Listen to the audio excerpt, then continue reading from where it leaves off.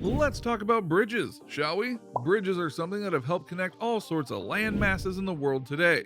Not to mention, create some landmarks like the Golden Gate Bridge that are classic representations of how big and massive these structures can be. But have you ever wondered what it would be like to have a bridge that could actually go and span on the ocean? And no, we're not saying like a small gap of the ocean, but one that covers many miles of ocean. Allow us to show you this $20 billion Chinese bridge that crosses the ocean. Be sure to like the video and subscribe to the channel. The birth of the bridge. The Hong Kong-Zhuhai-Macao Bridge is a 34-mile bridge tunnel system consisting of a series of 3 cable-stayed bridges, an undersea tunnel, and 4 artificial islands. It is both the longest sea crossing and the longest open sea fixed link in the world.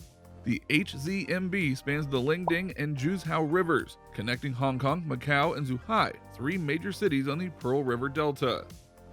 The HZM bridge was designed to last for 120 years and cost 127 billion won, or 18.8 billion US dollars to build. The cost of constructing the main bridge was estimated at 51.1 billion won, or 7.56 billion US dollars, which was funded by bank loans and shared among the governments of mainland China, Hong Kong, and Macau. Originally set to be open to traffic in late 2016, the structure was completed on February 6, 2018, and journalists were subsequently taken for a ride over the bridge. On October 24, 2018, the HZMB was opened to the public after its inauguration a day earlier by Chinese leader Xi Jinping. Now, if you're wondering why the Chinese would want to do this massive endeavor, that would be because they are aiming to funnel people in the various places the bridge connects to their mega cities. Over the next decade, China plans to encourage 250 million people, 29 times New York City's population, to move into the country's growing megacities. In order to cope with a huge migration, the country has invested tens of billions of dollars in giant infrastructure projects like the HZMB. Now, it is a bold plan, but one that the Chinese are very confident in, and since it was opened in late 2018, it has proven to have worked as a bridge and has been around for over 2 years without too many problems. History of the plan.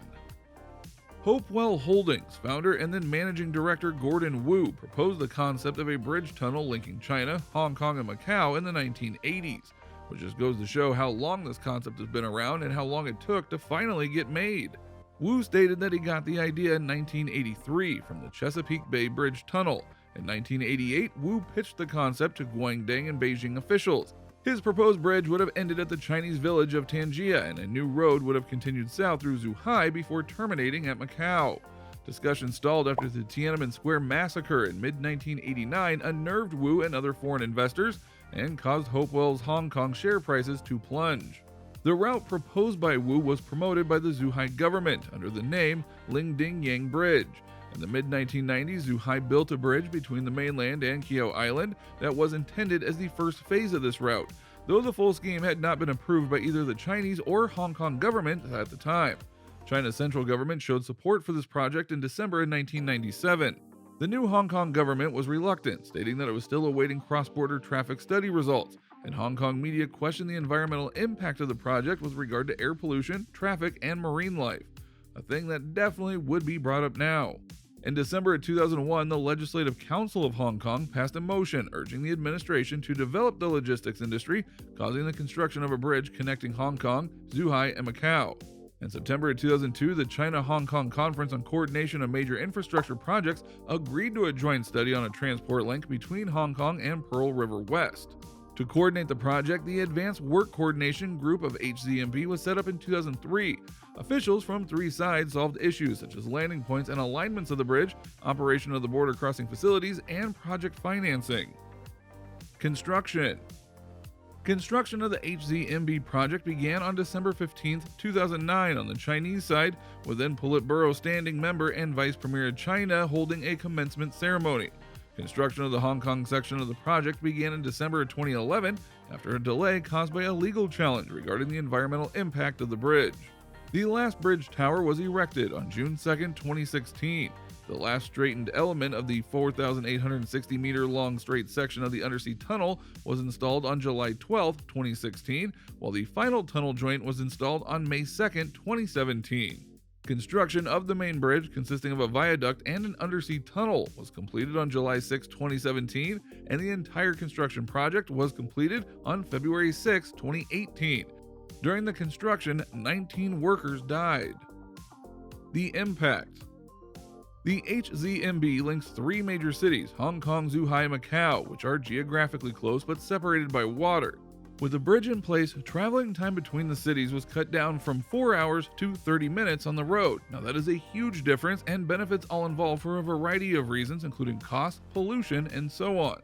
The HZMB project is part of a Beijing-driven strategy to create an economic hub and promote the economic development of the whole area of the Pearl River Delta, which is also known as Greater Bay Area. Hoping to leverage the bridge and create an economic zone linking the three cities, Zhuhai's Hengqin area was designated as a free trade zone in 2015.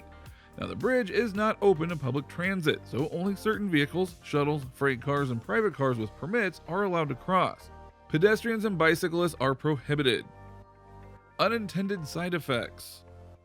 Considering what was the intention of this plan and the bridge itself, you knew that there were going to be a lot of unintended side effects going into the project. Some of them did include the deaths of the workers, which was a true tragedy, but there was one that was a bit more comedic. You see, when the bridge opened in 2018, it didn't take too long for it to become a bit clogged. After all, since the travel time was cut down significantly, people took the chance to go from China to Hong Kong and Macau without much issue. And while it's true that only private and licensed vehicles could go onto the bridge, that didn't mean that those vehicles couldn't go in bulk. It got so jammed at one point that China had to do a temporary ban on one-day trips to Hong Kong in order to thin things out. Now the ban has been lifted, but it was kind of an ironic thing. They wanted to create an easier way to travel, and they did so, but it came at the cost of them making it so easy that everyone wanted to take their route. Oops. Special stats about the bridge. The $20 billion structure is 20 times as long as the Golden Gate Bridge, which is quite a visual when you actually think about that.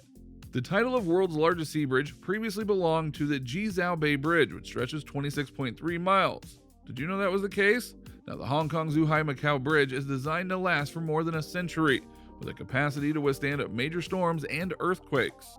These structures should hold up in the face of 211 mile-per-hour winds, and that claim was put to the test in September when Typhoon Mangkhut swept through Hong Kong, destroying roofs, shattering windows, and toppling trees.